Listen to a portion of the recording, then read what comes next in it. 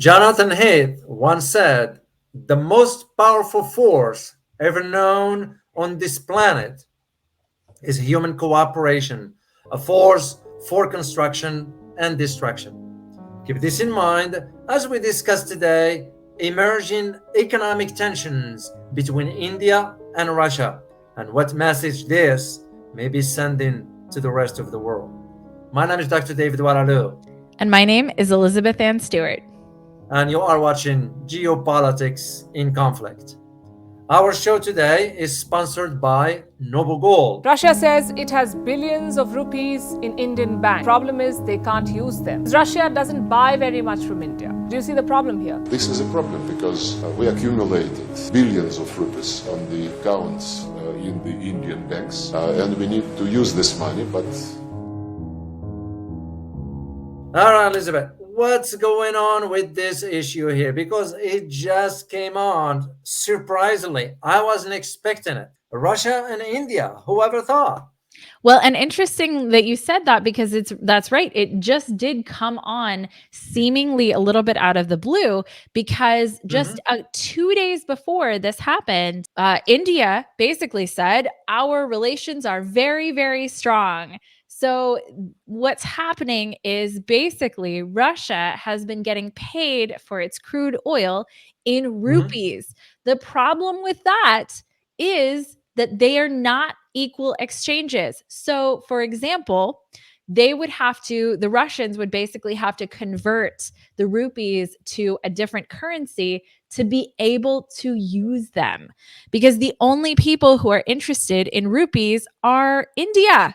Yeah, that's why the Russians accumulated, billions and billions of rupees in Indian banks that Russia cannot use. So basically, what Russia is saying to India, hey, first of all, you need to pay your dues for the energy, the oil we've been sending you, and you need to figure out other mechanisms by which we can get paid for that. And this is part of where this tension's kind of all of a sudden surprising. What makes it very problematic, in my opinion, it's not like a strong tensions between Russia and India. Eh, the tensions are there because these financial matters have to be settled. What makes this very concerning, in my opinion, is that when you look at India and Russia, and India and China, with China is the border issue, now with Russia is the financial issue. So you can just see how now the BRICS, Brazil, Russia, India, China, and South Africa, the lack of cohesiveness in the organization is kind of sending some wrong signals to the rest of the world as to maybe BRICS might not be what everybody's thinking. Well, so I have an interesting point that I would love your opinion on also, David, and that is the pressure or not from the West towards India in this way. Because, the West has a vested interest in making sure that the BRICS countries basically don't fulfill on their plans. And one of the most interesting parts of what the BRICS nations are trying to do is create their own currency, right? They already have created it, they just haven't implemented it. But this particular issue, because we were talking about how does the United States remain a hegemon, and that is through the dollar, right? Through having the dollar be the reserve currency around the world. So now what are we looking at? Do you think that there is perhaps influence or pressure from the West on India right now? I do believe that. I do believe that India, of course, India challenged when the United States asked of it to not purchase Russian oil. And India said, no, we will, because it serves India's interest, and rightly so. First of all, who are we to dictate to other countries how to conduct their own affairs, per se? But in this case, which is surprising to me, India also understands that it has to play both sides. This is why, like many analysts will be thinking in terms, how come India can be with Quad, okay, and at the same time with BRICS? That just doesn't make any sense. But to India, it makes perfect sense because it can be on both ends or being on both sides of the fence. But Hmm. that one usually has a problem. And the problem with that is credibility. Right. Yeah. There are those who will say, well, this has to do with survival. India is just surviving. Yeah, there is some rationality to that. But that argument can only go so far. At Hmm. some point, you're going to have to take stand either this way or that way. That's like, in a normal relationship, whatever, with friends or whomever. You have to take stand on certain issues. You can't be this or Right. that. And now, a word from our sponsor. There's no denying it. Gold is hot right now. Prices are soaring, and experts are predicting even more to come. Not so long ago, gold reached its all-time high of $2,069 an ounce, and now it's inching ever close to that number again. Bank of America, one of the largest banks in the world, is saying gold will rise even further still, to over $2,200 an ounce later this year. So what, right? Well, gold is already a safety net for your hard-earned money.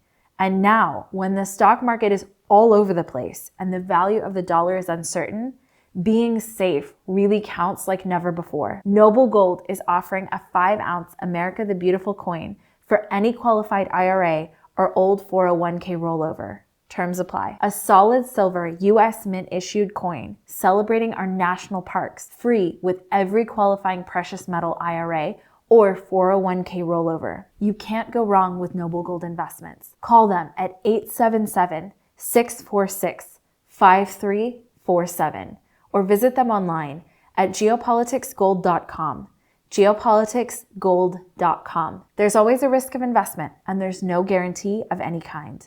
So India is finding itself, especially now with this emerging financial tensions with Russia. And again, let's just make it clear here so everybody understands. We use the term tension, but it's not the way that you and I understand how this Right. strong tensions between countries. No, they're not there yet. It's just the conversation now is moving to the surface as to Russia wants to be paid for its delivery of oil, and rightly so. But rupees, like you said, Russia is not interested in that. They're going to have to figure out a mechanism. And that highlighted the strength of the US dollar It so far. absolutely does. And I think that's the most interesting thing to me about this situation overall is what this really means. This could be a hiccup for them. This could Mhm. be, a really big thing. This could be a really deal breaking thing, or it could be a hiccup in terms of understanding what the issues are in terms of trading with other currencies than the US dollar. Because, the real issue that we're looking at with the rupee, Russia doesn't have, I mean, I guess it's India that doesn't have the amount of exports to service Russia. So basically, who else would like to buy the rupee from them, right? So let's say they convert the rupee into Chinese yuan. Well, Yeah, there's a conversion loss that happens there when you convert. So who's going to take that loss, right? Is it going to be India or is it going to be Russia? Russia. I'm surprised that this isn't something that they thought before they started doing this, right? Because this is a pretty foreseeable problem. This isn't some kind of Mhm. problem where it blindsided them. I'm interested in why this is happening right now. And I'm interested in why this is happening sort of immediately after we got from both Russia and India that this is a very strong business relationship. Like, I'm interested in the Yeah. timing of this. Like, what happened between 2 days ago and yesterday that had this come into focus?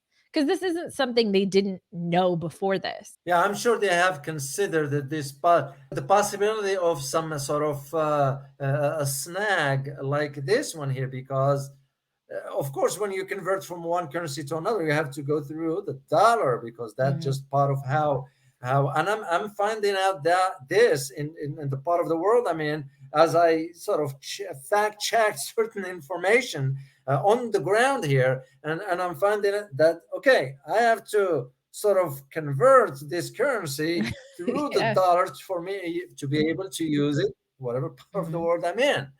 And that's very interesting in this case because now the trade imbalance between India and Russia, sort of we can categorize it in a way that India imports from Russia far exceed its exports. Mm-hmm. Yeah, and that is part of where this problem is because now those rupees payment to Russian banks, the what they call them, the in Russia they call them the vested account. In Yeah. Indian banks are are of no use to Russia. Right. It just so what is going to be now is that they're going to have to come up with some sort of a solution for this. Yep. No. And I don't know. I don't have an answer for that because, like you mentioned earlier, it's going to become what kind of exports India can send to Russia. Right.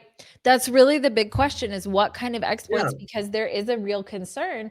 And this, this is a global concern in terms of quality that comes out of India. And and it's just not there yet. And I know that Modi very specifically said that he was very interested in bringing India into being a developed country. That's his goal over the next couple of decades. But right now, that's not quite the case. And so, according to Reuters, which I think this is a very interesting thing for them to say, the rupee yeah. ruble trade between India and Russia has been suspended. Okay, so there's two pieces to that, right? And this is one of the reasons that the title is the way that it is. Okay, so the first one is we have the crude oil, right? So, what's going to happen with the crude oil?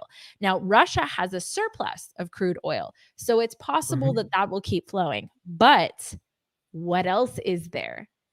Most of India's weapons are from Russia. Defense. Yes, Yeah.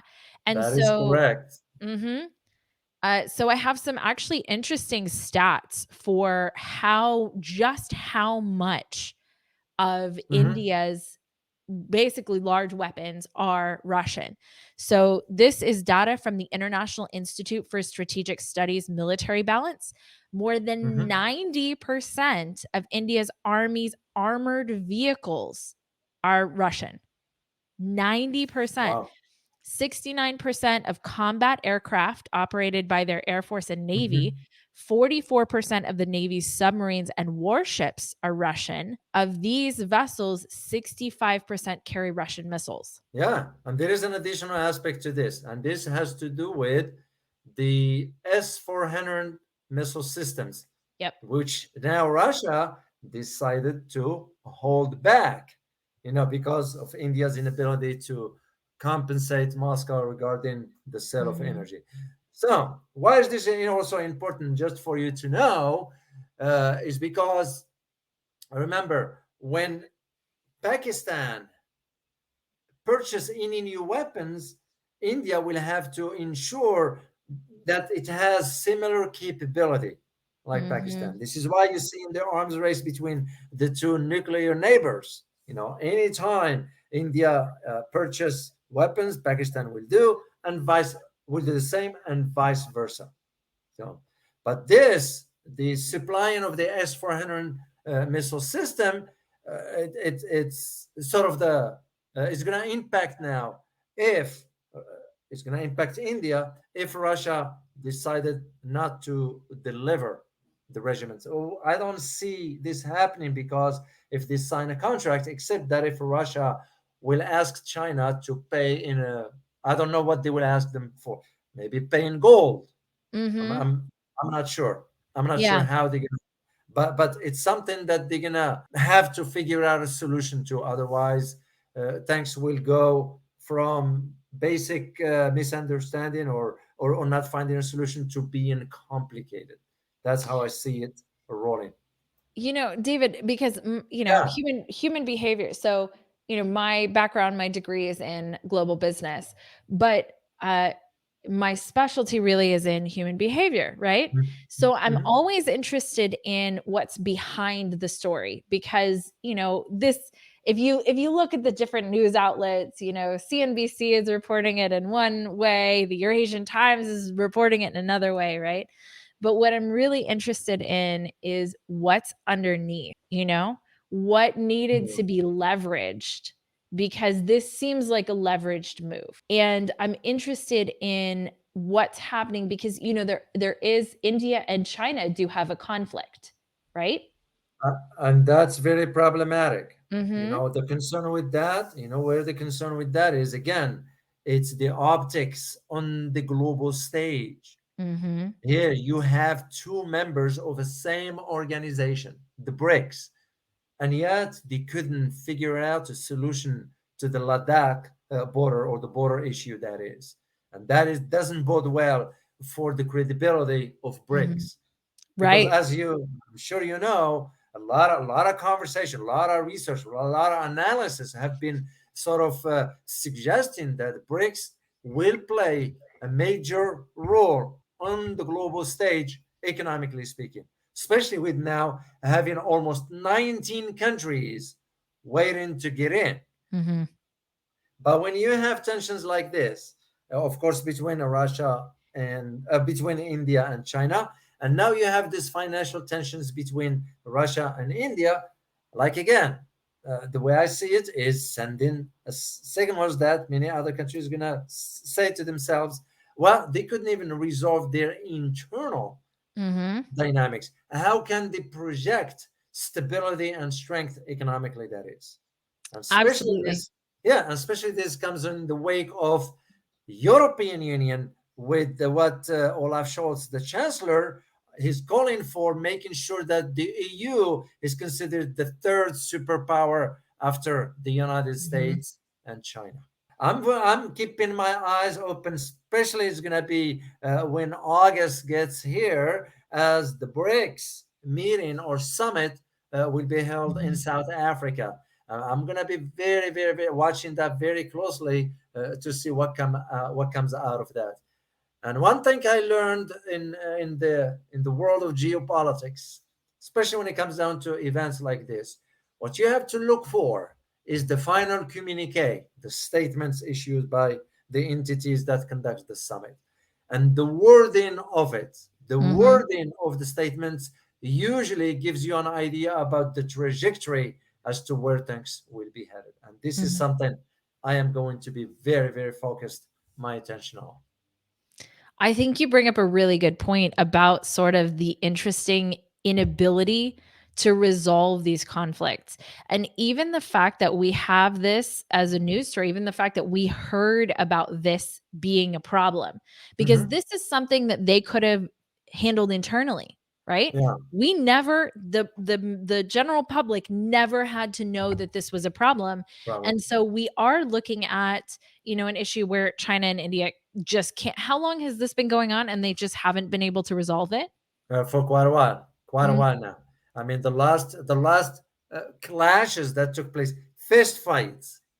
It's good that they weren't weapons used yeah. in 2019, and again they had more tensions in 2020. But the issue of the border goes way back to after the Brits sort of turned over India, or gave or granted India Mhm. independence, and it was the issue of the Tibet, Right. because the Brits, the United Kingdom, entered into an agreement with Tibet, which Mhm. was problematic to begin with. Why? Because Tibet is not an independent entity. Tibet was still under China. So that's what created the tensions. Mhm. And they just the UK, created a line on the border between India and China. And so it wasn't sort of, the borderline wasn't set in the proper way, Mhm. because at first China recognized it, then second time China didn't recognize that line. And so this is why I believe it behooves India and China to really sit down and resolve this border issue once for all. Otherwise, the credibility of BRICS, Mhm. it's not going to hold. Absolutely. And I think it's interesting because and so now we're seeing a second one, right? Yeah, Because you're absolutely right. The fact that two countries that are supposed to be allied can't figure out their own differences, that's not an ally then, right? If that's you true. can't if you can't figure out how to have peace between each other, Yeah. That's not really an ally, right? That's not someone who sits down at the table. And it's, it's interesting because we've talked a lot about how China has actually become a very big peace broker. China has really started to broker peace around the world. Why can't they broker peace with their own ally? Yeah, it's almost like you are telling or telling your friend, okay, you need to organize your house and all that stuff, but you couldn't do your own. So Right. yeah, you're absolutely correct in this. If I may just share another example with our viewers, just for to put it within the context. Look at also ASEAN, Hmm. the Association of Southeast Asian Nations. ASEAN, you look at the whole members of ASEAN, and yet you have Philippines, for example, that is kind of embarking on policies that goes almost, and I won't use the term totally, but almost contrary to what ASEAN stands for, because Hmm. ASEAN wants to pursue neutrality. Members of ASEAN, they are seeing the tensions that is rising between the US and China, Hmm. and makes you just wonder. You look at now Singapore. Singapore usually, as maybe some our viewers know this or not, but we have the Seventh Fleet that usually when they want to refuel, they go to Singapore. But that Right. doesn't mean they have a naval base in Singapore. And Hmm. what's interesting about all this is that recently Singapore decided to conduct a joint military operations or training, I'm sorry, military exercises, naval exercises, that is, with China. Hmm. And why is this interesting? It's because that's the subtle way for Singapore to send a message to both giants, the United States and China, that we want to remain neutral. We can manage our relations, economic relations with China, and also we can manage our security architecture stuff with the United States. But we are not going to favor one over another or Right. side with one or another. We stay in neutral. Right. This is the problem, in my opinion, that Philippines couldn't do. And my big concern is that it could create far complicated issues for Philippines moving forward after they granted the United States the access to 4 additional military bases. So it's interesting that you say that about the Philippines because, Yeah. so you guys may have noticed that David is not in the studio Wow. with Yeah, us. you can hear this. Yeah. Yes. That, David's not in the studio with us. And if you watched one of our live streams, what is that? this is the call to prayer. This is Mm. today. Usually they have the call to this prayer 5 times a day, and this is the last call because he has to go on a big sort of what you call them, A speakers, speaker. big Wow. yeah, from a tower, and a tower Mhm. that stands way up high, and you can hear it from a distance. I mean, it's just the way it is. Wow. Now you know how Wow. I feel when I hear this at 4:30 in the morning. I have to wake up. I'm sure you're It just thrilled. I'm sure you're it, thrilled at it is what it 4:30 in the is. morning. I don't mind. It's okay. It's the part of the culture here, traditions and all that. I respect their culture, and that's fine. Absolutely, absolutely. But as you guys can see, David is not in the studio. And if But you want, also, I'm here. I'm here also because I want to fact check certain mhm, information. Like I always say, I do research, I do academic stuff, but also I like to be on the ground because I absolutely, like to see things with my own eyes and reach my own assessments. This way, I absolutely. won't depend on anyone to tell me the media said this or this news outlet said that. Yeah, I think that's really important. And yeah, if you guys watched one of our last, it might have been our last live stream, but one of our last live streams, I was also out of the country, and it's very interesting. And you guys probably hear this because our audience is international, which is phenomenal because we get to hear from you what's going on.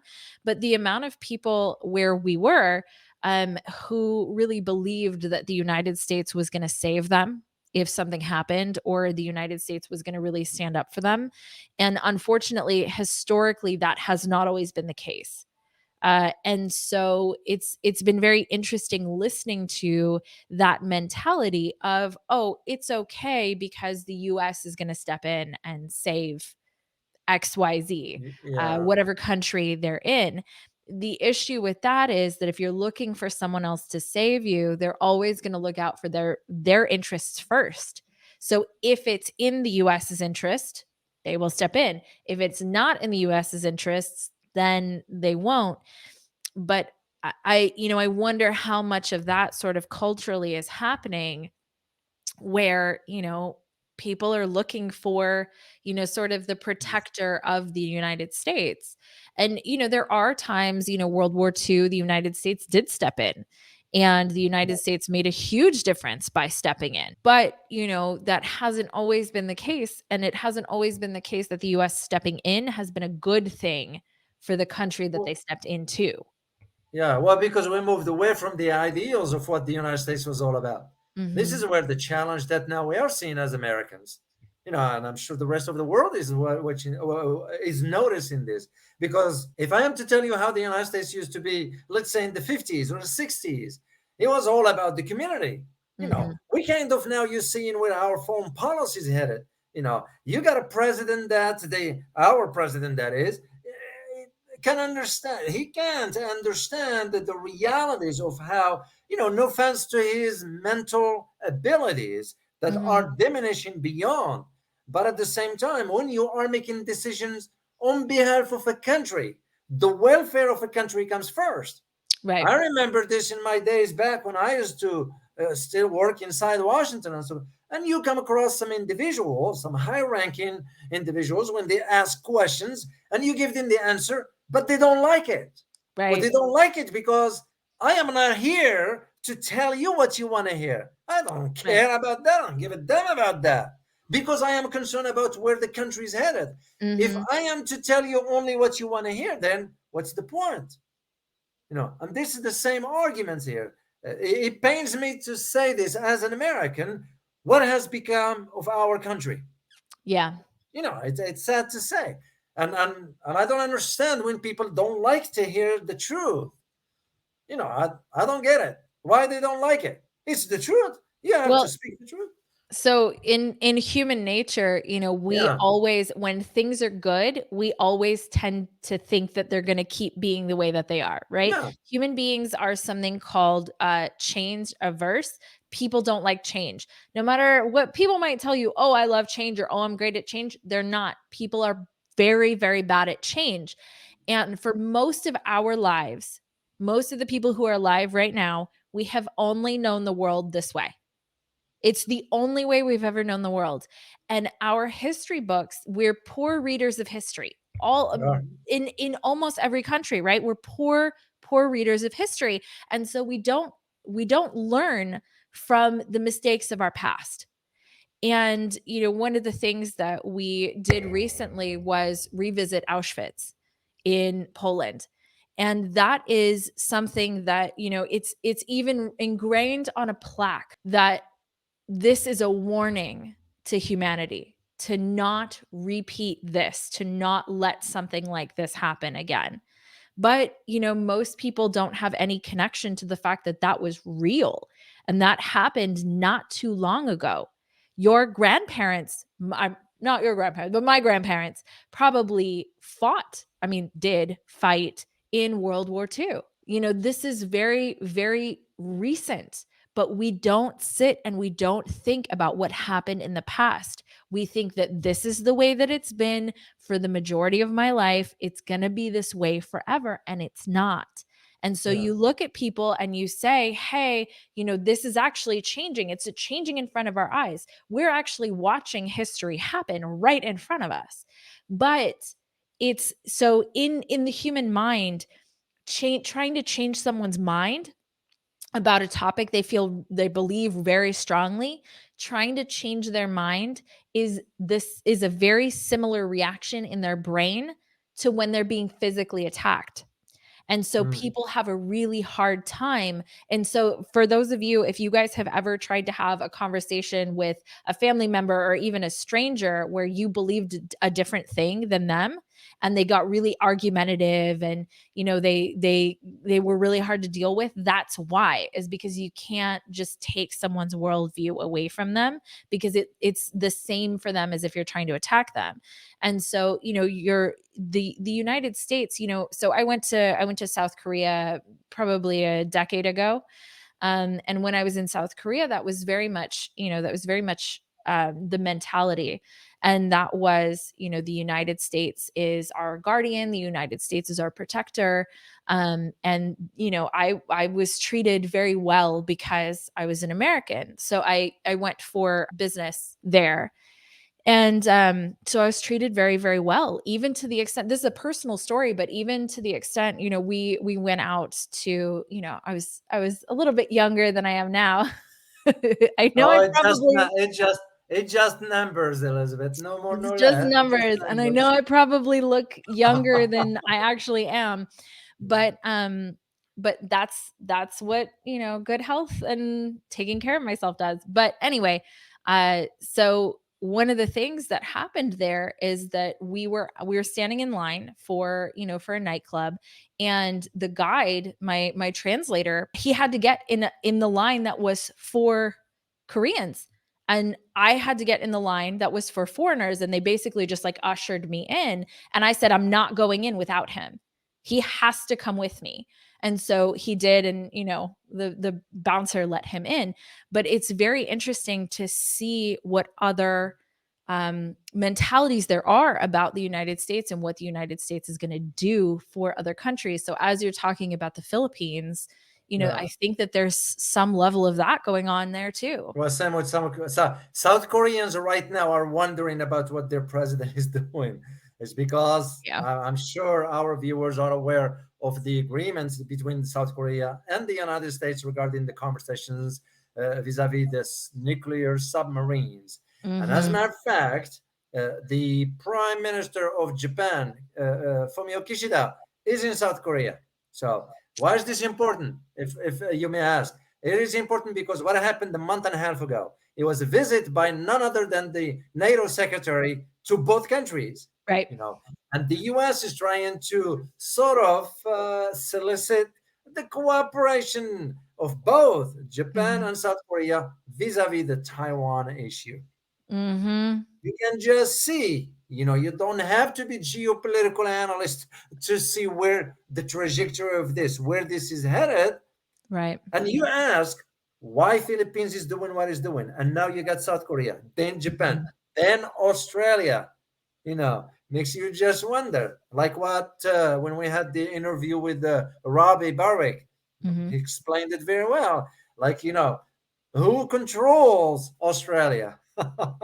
Right. It's not a laughing matter. It's not a laughing matter because we got a lot of comments from our viewers in Australia, and they kind of truly they don't. They said we can't hear this information except on our channel. Right. Yeah, their media is not sharing this with them, and I can see why. So it Mhm. becomes a question of now citizens in these countries questioning to what degree the U.S. can help them and assist them. And Mhm. look no further than what's taking place right now in Ukraine. And I went over there and I crossed the border and I saw it's kind of okay. You guys might be thinking that the U.S. is gonna put the troops on the ground here. I don't think so.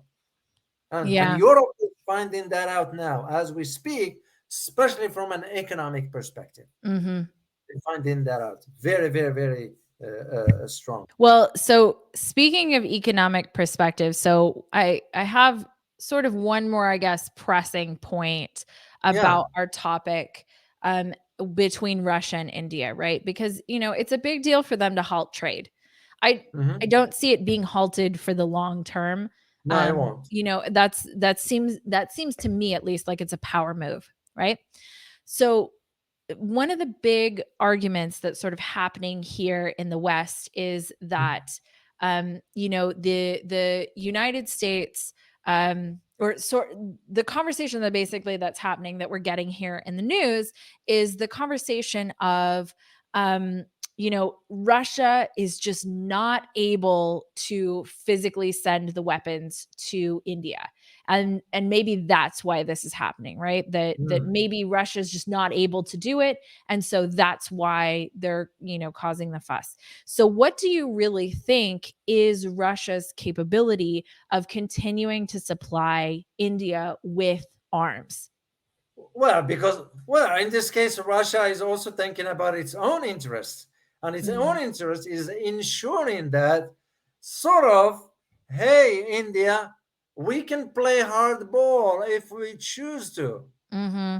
and mainly through weapons, because Russians know how much India depends on their weapons. Mm-hmm. And otherwise, the moment you have that imbalance between Pakistan and India when it comes down to purchasing of weapons, that doesn't bode well for India. Russia understands this very, very well. No, because when you think about China sometimes supporting Pakistan with weapons and Russia supporting India, in Mm-hmm. in in, in this matter, sort of you start to think about the country's interests and Yeah. strategic interest, that is, friends or not, in in the world of international relations, you're going to have to think about the bottom line, and the bottom Right. line is, what are our strategic interests, be Right. they United States, France, Germany, China, uh, South Africa, you name it. Oh, that's just the norm. And Mm-hmm. this is something Russia understands very well. One thing that Russians are good at is understanding the geopolitical moves around the world. I did the research on Russia and I kind of learned enough. I'm still have to learn more. You never say I've learned everything. So, and I came with the idea that, yeah, that took me about David never brags on himself, so I'm going to do uh, it. But David wrote this book on Russia. You can go get it on Amazon in case anybody was interested. But yeah. yeah, David wrote this book on Russia that we don't talk about enough. But here it is. Somebody, by the way, asked me here. They find out who I am. They saw me on YouTube. And it's like, Oh, they can be. oh Yeah, wow. they say, you can be. And I said, no, that's me. and came up a conversation about the books. And I said, how come this book's not translated to other languages? I said, I'm sorry, I don't get involved in all that. The Well, publisher. that's part of the thing is you guys, we're a small team. We're Yeah. we're a small team and we don't have, some people have accused us of having, being backed by, Oh, no, whatever. no, no, no, We're not no, backed by anybody. no, So no, if no, you guys want to no. support us, there's a couple different That would ways be you can do great. that. No. But yeah, so that's why. And actually, this is a really good time to bring this up. We are looking for interns. We're a small crew, but we want to expand. It's so important to get real information that you can't always get in the Western world, but it's really, really important for us to grow and to spread this message. And for you guys, if you haven't subscribed or if you don't hit like any of that stuff, don't just do it for yourself. Do it for the other people that will learn about us, because the algorithm will say, oh my gosh, these people, they're really, people really like Yeah. them, and they'll push us to more people. So if you haven't subscribed, consider doing that, because it really does help us grow and get the word out there, because we need you guys. We are a community, we are one world, and we're in this together. So I just wanted to put that out there for you guys, Well, because no, it it's a good matters. point. It's a good point, because also the content we are sharing. We're not talking about kitty cats playing here. It's Mhm. kind of, this is not an information you just find willy nilly everywhere. We're proud to say our information is filtered. Here I am on the ground, Mhm. making sure that I need to understand what's going on. So when we come on the air, I'm talking based on what I'm seeing with my own eyes. I don't Right. wait for anyone else to tell me or Mhm. reach a conclusion for me to share it with our viewers. Right. And to do that, it requires funding, it requires cost, it's time, energy to move from one continent to the next. And we don't have like top-notch sponsors that supporting us for this. It's just us. Except and Noble we're Gold, proud who of that. sponsored But yeah, Noble we Gold, can who use some. sponsored this video. They are sponsoring this video here. So, and we are so thankful for the opportunity, and we look forward to other sponsors if they are interested in, supporting our channel, and we're proud of it. We're proud of it. Yeah. To go back to my point, uh, uh, uh, in understanding how those dynamics now for Russia and India to understand, it's because moving forward they're going to have to figure out how to work out their differences. It's no Mhm. different than India and China. They cannot, mark my word on this, they cannot keep going like this while the tensions persist. Yeah. It's not good. When you put it under the microscope of international relations, it does not look good. So I hope they can work out their differences soon. Yeah. You're absolutely right, and I think it's interesting to look at India specifically because, Yeah. look at the population sizes, right? We're looking at the population size of India and we're looking at the population size of China, and what happens to them in the global order as their population surpasses China. It's a big one. Yeah. Mhm. Because it is already a market that you can ignore. This is why Russia is sending oil to India because it's a big market. The difference between, as a matter of fact, the way I look at it is by sending oil to both India and China, Mhm. Russia is making up the difference that it used to have in Europe. This is why they are making money on it. So despite the sanctions, Russia is still making money. As a matter of fact, India is making money on the gas that it receives Mhm. from Russia, turning around and selling it to Europe. Why? Because there is a energy crisis in Europe. Yep. Yeah, it's just common sense. But at the same time, India, Russia, China, they can't keep going like this without solving their tensions. And Mhm. it is my belief that if they want to have BRICS that have credibility in it, it should be free of those kind of internal tensions. Remember, I did mention that there are 19 countries waiting to get in. Well, that just tells you how much aspirations other countries are putting on BRICS. But Right. if BRICS is sort of a mar into its own internal difficulties and couldn't find solutions, that's just not going to be good. It won't be good Absolutely. outcome. Absolutely. So that's And like we said earlier, it looks very bad on the global stage for China to yeah, be brokering peace no, all over the place except for themselves. for themselves. So, and That's I hope they can figure it out sooner than later. So that's my hope. So, any final absolutely. thoughts before we close this out, Elizabeth? Just that I'm very interested to see how this is handled because, as Yeah. we're watching as we're watching trades really begin to happen in other currencies than the US dollar, they Mhm. are going to have to figure out how to deal with issues like this because they're going to come up.